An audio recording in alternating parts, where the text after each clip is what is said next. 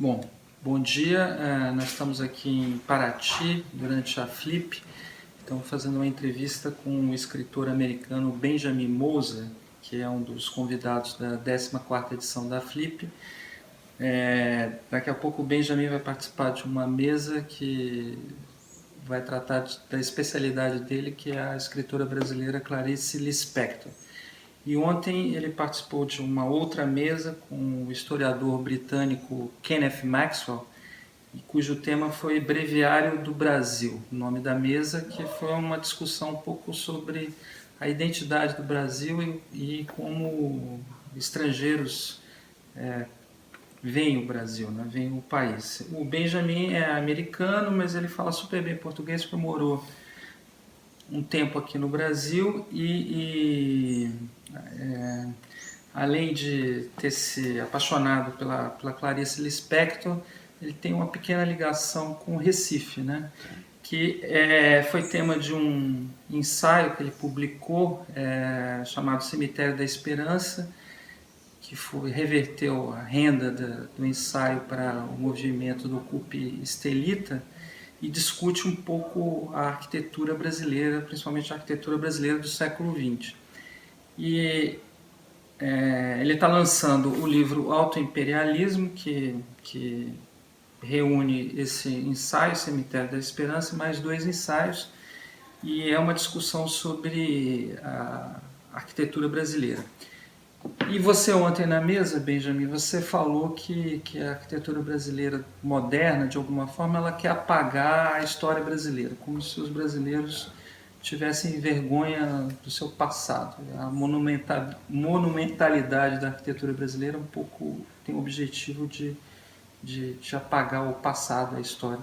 Você pode explicar como é que você chegou a essa percepção?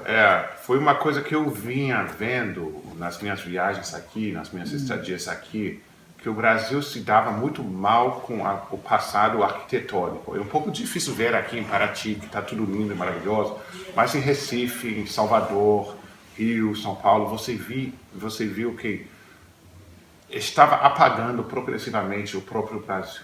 Estava ficando uma coisa anônima de espigão, de carreteira, de trânsito, mas não estava ficando menos Brasil e mais anônimo. E aí eu fui examinar a ideologia que estava atrás disso. Eu vi que vinha de muito longe até do início do século XX. E você identifica essa ideologia numa certa atitude das elites brasileiras que vem de muito tempo. O que é essa atitude? A atitude é que o brasileiro, quando fica independente, o Brasil é um país basicamente sem identidade. Foi uma colônia de Portugal e tinha que construir o que significa ser brasileiro. Então, isso, como uma colônia, que era basicamente uma coisa para tirar dinheiro daqui, não era para construir uma nação aqui, ficou um povo, mas sem identidade. Aí eles queriam se modernizar e ser uma nação igual às outras. E isso implicava acabar com o passado colonial, que era um passado de fim do mundo, de uma coisa que ninguém dava muita bola para o Brasil, e implantar uma coisa moderna. E isso eu compreendo essa lógica, só que o Brasil, de fato, já tinha um país aqui. Não era aqui um país sem passado. E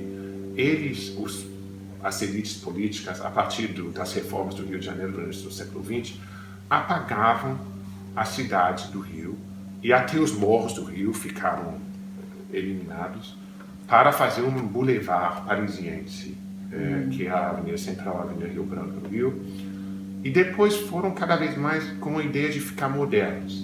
Mas pela arquitetura, e a arquitetura não é moderna se a sociedade não é moderna. Então isso acabou reforçando o atraso que eles estavam querendo deixar atrás. É esse paradoxo que eu falo em Autoimperialismo. E por que o nome do livro é Autoimperialismo? Porque essa sensação de o Brasil se invadir. Eu sou americano. Aí eu fiquei muito curioso com a diferença do imperialismo brasileiro com o imperialismo americano. que os americanos sempre invadiram outros países. E o Brasil sempre tive a impressão que estava se invadindo. E é uma retórica muito complicada de invasão aqui, de conquista. De ocupação. De ocupação, em nome de libertação, em nome de brasilidade, mas sempre apagando o que já tem. Certo. Você, na mesa de ontem, você lembrou que o Lima Barreto, o escritor, falava em saneamento do Rio de Janeiro. E você mencionou que há uma tentativa do país também de fazer um processo de branqueamento. Você é dos Estados Unidos, que é um país que tem um passado de escravidão também, e tem um problema racial lá, que é presente até hoje na sociedade americana. Qual é a diferença que você vê entre essa questão racial lá no Brasil e nos Estados Unidos? Olha, é muito diferente, porque ao mesmo tempo é a mesma coisa. Porque a experiência da sociedade escravocrata que nós temos, que vocês têm aqui, é a mesma coisa. É uma sociedade baseada em trabalho alheio, não pago, em uma miséria humana construída, porque essa gente não chegou da África sozinha para ficar numa fazenda trabalhando. E a gente vê uma diferença que é mais retórica, porque o Brasil tem essa história de falar do racismo como se fosse uma coisa do passado, mas hoje em dia está mudando isso e a gente está vendo que o brasileiro está entendendo, até retoricamente na imprensa, nos estudos, que esse problema aqui não ficou superado só porque havia miscigenação aqui. Havia também nos Estados Unidos, em todos os países onde tem muitas gentes, as pessoas se têm filhos e a coisa se mistura. Mas, afinal das contas, eu acho que não foi tão diferente como foi apresentado. O passado de escravidão é um fato muito duro e muito grave para qualquer sociedade. A Venezuela é a mesma coisa, eu acho. Cuba, esses países que estão em conflito perpétuo, é isso. Certo. Você falou de Gilberto Freire na mesa, né? Um pouco, você acha que foi criado esse mito, um pouco da democracia racial, muito por conta da obra dele, né? Que essa questão da escravidão tinha sido resolvida ali pela miscigenação. Você acha que isso ainda é muito presente aqui no Brasil, essa ideia? Eu acho que cada vez menos. O Gilberto Freire tinha estudado no meu estado, do Texas, nos anos 20, que era o momento mais violento da história moderna do sul dos Estados Unidos, mais conflito, mais ataques raciais. Então, ele olhou para Pernambuco, para o Brasil, e disse, bom, a gente tem nossos problemas, mas não é assim, que de fato não era. Então, é uma visão que tem quase 100 anos, essa experiência dele com os Estados Unidos. E, então, as coisas mudaram aqui, mudaram lá. Mas a ideia pode ser... Eu escrevi um outro ensaio sobre isso, que eu até poderia ter colocado no autoimperialismo, que também tem um lado positivo, porque a retórica é importante. E a ideia de um país em que as diferenças não importam, eu acho que é uma ideia que pode ter uma herança positiva. Porque podemos dizer, nós brasileiros não ligamos para questões raciais. Que de um lado é uma mentira, porque todo mundo sabe como que é aqui. Do outro lado, pode ser uma possibilidade para o futuro dizer, bom, não queremos uma sociedade em que a questão racial seja importante. Queremos superar esse problema. O Brasil tem uma autoimagem, né, que criou-se um estereótipo de que é um país alegre, as pessoas são, enfim, sensuais, felizes, mesmo na pobreza muitas vezes. E você ontem na mesa com o Kenneth, você fez uma observação interessante, né? Vocês concordaram que o Brasil, no fundo, tem uma tristeza profunda ali, e você observou apenas que é uma tristeza com um beat, né? Um ritmo africano. Você pode explicar? Isso é uma ideia que eu tirei de Capistrano de Abreu, que é o grande historiador do início do século XX, que ele comparou o Brasil com o Jaburu, que tem tudo para dar certo com uma coisa linda, mas que fica meio tristonho na praia. Isso eu achei lindo porque foi a observação que eu tinha sentido, mas sem ter formulado isso. a ideia do Brasil pandeiro, alegre e feliz, não concordava com o que eu via aqui. E, ao mesmo tempo, eu não acho o Brasil não um país miserável no sentido das pessoas ao nível da... As pessoas aqui são legais, assim, é um país fácil para se viver entre as pessoas, para se conviver. Mas, lendo a literatura, escutando a música, a nota de tristeza é muito forte. Mas você tem que prestar mais atenção para ouvir. Não é como eu comparei ontem com a Saudade Portuguesa, que é muito triste, muito todo mundo chorando no bar com o fado. Não é isso aqui. Mas tem uma coisa de... as pessoas têm que lutar aqui mais do que deveriam. Pelas questões até infraestruturais, né? Porque o esgoto não funciona, porque o Zika está aí, porque a água nunca foi saneada no Rio de Janeiro. 100 anos depois de Lima Barreto ter falado isso. Você acha que tem uma melancolia tropical própria dos trópicos? Bom, Moacir Scliar escreveu um livro sobre isso, Saturno nos Trópicos. É triste estar aqui na Flip, porque a última vez que eu estive aqui, eu estive com ele, ele já morreu. E ele tinha reparado nisso. Ele escreveu esse livro sobre a tristeza dos trópicos. E eu acho que a tristeza dos trópicos, no século XIX, acharam que o Brasil, que a América Latina não ia dar certo por causa do calor. Isso era uma coisa séria, que não, está quente demais para ter uma civilização boa aí. Então, tem essa ideia, mas também eu acho que o trópico é o lugar da escravidão. Foi aqui que trouxeram tantas pessoas sequestradas de outros países da África para vir trabalhar aqui. Foi um lugar de exílio para muitos portugueses. O trópico sempre teve essa associação retórica com a violência, com a tristeza, que é um absurdo, até porque a Europa mataram muito mais gente na Europa, que é bem mais frio do que aqui. O assassinato foi até maior. Genocídios. Total. Aqui, bom, o genocídio foi mais leve, né? O genocídio africano ou dos indígenas, mas... Enfim, mas você acha que tem essa carga, digamos, genética? Não, eu não acho. Eu acho que é uma coisa mais retórica. Eu acho que o trópico, como foi muito... Aqui no Brasil, são desde 1808, chegou a primeira imprensa no país. Então, é difícil saber o que os brasileiros pensavam. Tem a história deles antes da literatura, mas é uma ideia de pessoas que vieram de fora e que projetaram uma ideia que já tinham. Mas eu acho que o Brasil seja mais triste do que outro lugar. Certo. Pelo contrário, até, mas tem uma coisa do passado.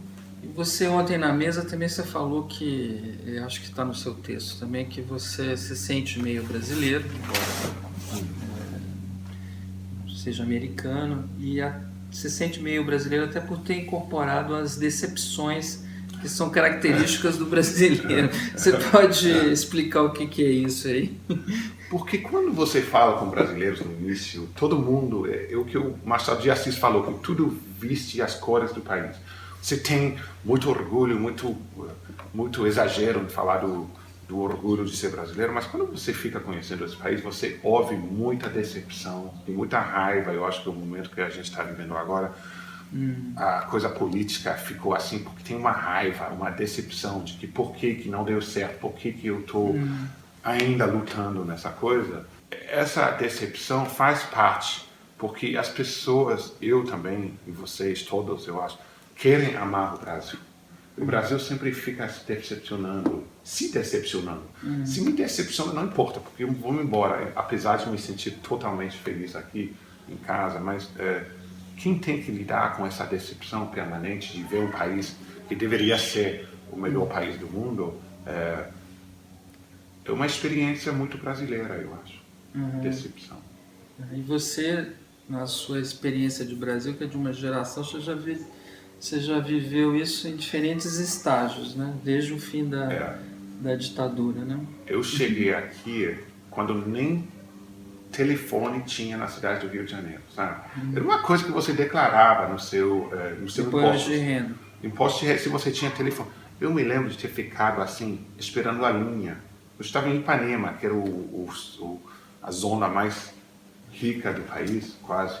E ficando 1 hora só para clicando naquela coisa. Nem sei se as pessoas mais jovens se lembram. Você se lembra? Eu me lembro. Isso parece uma coisa medieval agora, porque essas coisas aconteceram. Então, eu vi depois como o Brasil ficou maravilhoso em poucos anos. Ficou muito... deu muita esperança às pessoas. De finalmente a gente deixou a ditadura atrás. A gente deixou a distância também, até física atrás, porque os brasileiros viajavam muito. E agora, em cada geração, eu observei isso, no autoimperialismo eu falo disso um pouco, que em cada geração vem a conta depois. Porque a euforia faz parte da experiência de todas as gerações do Brasil.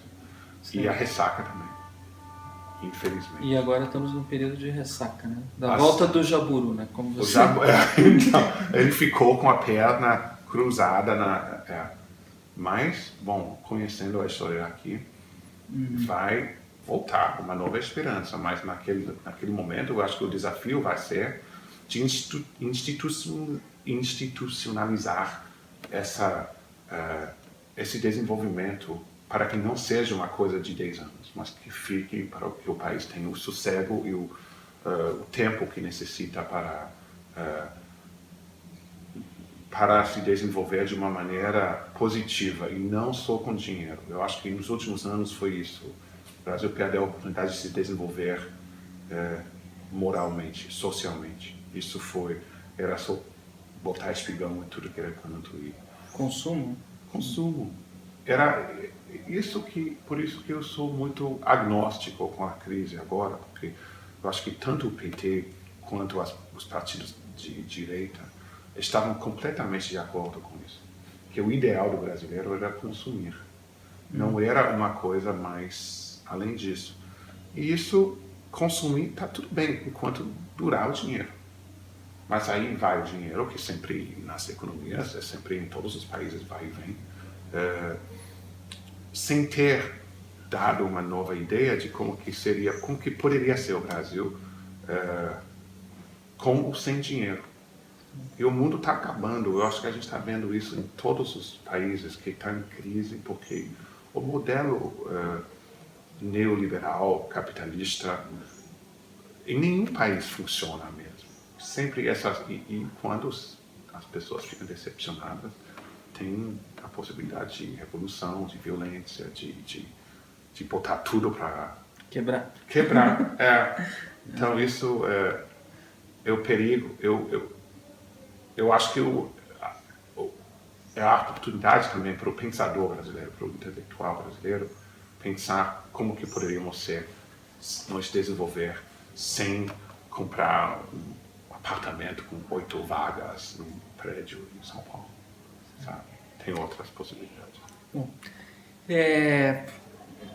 vamos falar da Clarice Lispector. O Benjamin é o grande biógrafo, fez uma aclamada biografia sobre a Clarice, vai participar de uma mesa e recentemente saiu aqui no Brasil uma coletânea completa dos contos de Clarice, foi organizado por você, saiu primeiro nos Estados Unidos do que aqui no Brasil e foi muito bem recebida lá fora e aqui no Brasil também. Você se apaixonou, você falou que tem uma espécie de uma paixão adolescente que nunca que ao contrário de outras paixões adolescentes permaneceu, né? Como foi essa descoberta de Clarice? Foi quando você veio pela primeira vez ao Brasil? Foi até antes. Eu tinha lido A Hora da Estrela nos Estados Unidos antes de vir aqui. Eu vim aqui em 96, então no início do Fernando Henrique, das reformas aqui, daquela geração. Eu não conhecia ninguém aqui, eu não tinha muita coisa para fazer aqui. Aí eu fui ler a Clarice, basicamente. Eu fiquei na praia, eu fiquei com a Clarice na praia, e foi o que mais ou menos eu fiz naquela viagem. E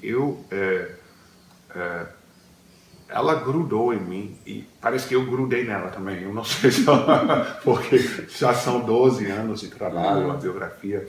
E todos os contos é uma coisa muito... eu tenho muito orgulho desse livro, porque apesar de ser muito famoso e tudo, tinha uma possibilidade de ver Clarice por esse livro que ninguém tinha feito, porque começa com coisas bem básicas, de iniciante mesmo. O primeiro, ela tinha 19 anos, publicado no Jornal do Rio, e vai até a morte dela. É uma coisa, 85 contos, e você vê todas as fases da vida dela. E foi o primeiro livro brasileiro que chegou à capa do New York Times, que foi um grande orgulho para mim, de tão importante. A capa, que a gente também tem aqui no Brasil, foi premiada como uma das 10 melhores do ano nos Estados Unidos. E a partir dos Estados Unidos... A tradução também foi... A tradução foi premiada, foi muito boa. E, então, é um trabalho que a gente está fazendo há muitos anos, com muitas pessoas, para deixar a Clarice no lugar que ela merece. A revista Época publicou, inclusive, uma reportagem com o título Legião Estrangeira, falando sobre enfim, essa redescoberta da obra da Clarice no exterior e apontando você como um grande embaixador da obra dela, e ela está sendo traduzida de novo nos mais diferentes países, desde a Ucrânia, onde ela nasceu. Isso é muito lindo.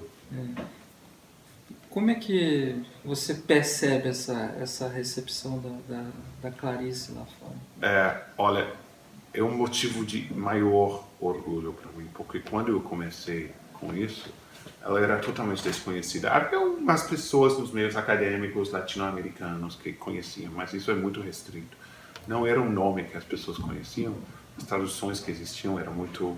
Bom, havia alguns que não eram ruins, mas em geral não tinha a possibilidade de enxergar quem era Clarice Lispector. Então, depois da minha biografia e mais 6 livros que a gente publicou em inglês, é pelo inglês que o coreano, por exemplo, que o livro Todos os Contos foi vendido à Coreia, o coreano não sabe português, mas sabe inglês. Então, pelo inglês, vai para a Macedônia, vai para a Ucrânia, vai para... e além dos países mais normais, digamos assim, na Europa e na América Latina. Isso é uma satisfação enorme para mim, porque há tanta coisa que a gente faz na vida e ninguém dá bola, sabe? Então você nunca sabe quando você começa em que vai dar, ou se vai dar em alguma coisa. Então, e é uma coisa que estava conversando com o Paulo, filho dela, outro dia. A gente falou, bom, é por vida, né? Nós dois não tem como escapar. Somos condenados a fazer Clarice diariamente até a morte. Mas é uma satisfação muito grande de se comprometer com uma coisa que realmente vale a pena. Tanta coisa na vida não vale a pena, mas a gente tem a obrigação de fazer mesmo assim. E Clarice realmente vale, sabe? Agora, só para encerrar a nossa conversa, a gente estava falando aqui sobre Brasil, sobre percepção que o Brasil faz de si próprio, que os estrangeiros têm do Brasil. E a Clarice nasceu na Ucrânia, mas cresceu aqui no Brasil, é brasileira. O que ela tem na sua avaliação, o que ela tem de brasileira, o que ela tem de ucraniana, o que ela tem, enfim, de repente de lugar nenhum? Bom, de todos os lugares. De ucraniana, eu acho que ela é muito judia. Ucraniana é um pouco diferente. Ela nasceu lá, mas de uma família judia, em que isso era uma coisa diferente. De brasileira, é muito engraçado. Nos romances você enxerga isso menos. Nos contos, são quase todas mulheres, nos contos. Todas residentes da classe média da zona sul do Rio de Janeiro. Que é o lugar brasileiro por excelência. E a maneira delas falarem, as situações e os ônibus e os lugares, para quem conhece o Rio de Janeiro, é muito lindo. Eu até queria colocar uma carta do Rio para indicar onde que se desenvolvia tal conto e para as pessoas fora entenderem como fica a cidade do Rio, mas não deu tempo e ficou muito caro. Mas você tem um Brasil aí muito engraçado, muito triste também, muito bem, assim, a maneira das pessoas falarem, ela captou, talvez por ter via de uma família estrangeira. Ela entende muito bem a maneira dos brasileiros falar, é muito engraçado às vezes. Ela tem um ouvido muito agudo para a língua brasileira. Mas além disso, todo mundo vem de algum lugar, não tem jeito de ser de universal, ninguém é. Mas as questões que ela levanta, as questões de Deus, de nascimento, de morte, de amor, de decepção, tudo isso são as coisas que fazem Clarice relevante para o coreano, para o ucraniano, ou para o americano, quanto para o mineiro ou o pernambucano. E por isso que eu sou muito grato a ela, porque quanto mais eu trabalho com a obra dela e falo dela, quanto mais eu a admiro, porque o grande artista aqui pode ser apreciado em qualquer lugar, que não tem nacionalidade, porque é de todo mundo. Bom, Benjamin, agradeço muito nessa manhã ensolarada aqui de Paraty por ter tido essa conversa. É sempre um prazer conversar com você. Tem observações interessantes e inteligentes a fazer sobre o Brasil que nós não somos capazes de fazer. Bom, atenção também. Não quero exagerar, sabe? Então, obrigado. Obrigado.